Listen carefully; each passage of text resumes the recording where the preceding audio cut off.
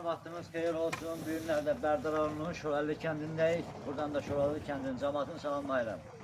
Şoralı kendinde alt sot torpağın içerisinde böyle bir evimiz saçır. Evimizin saç kıymeti 42.000 manattır. Razılaşma yolda var. Allah alana da satana da hayır versin. Buyurun arazını size təqdim edeyim.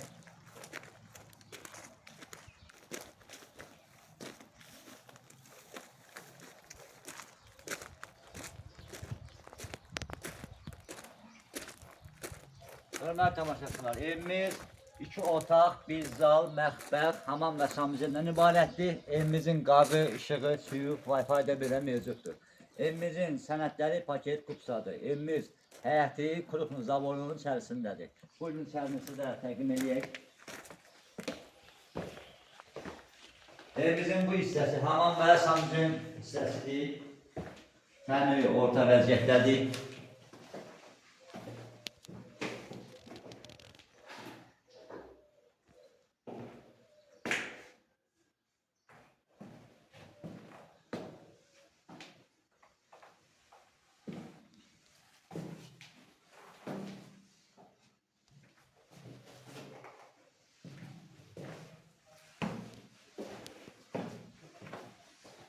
Evimizin bu hissəsi mətbəx hissəsidir.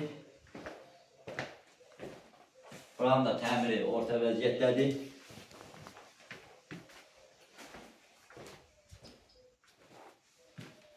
Bu hissəsi də qonaq otağıdır. Buranın da təmiri orta vəziyyətdədir.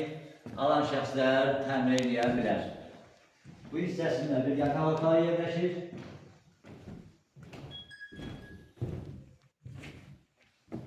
Buranın da tamam göstərin.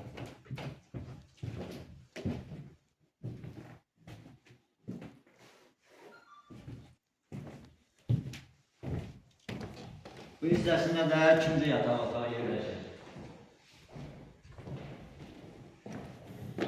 Buranın da təmiri ortadır.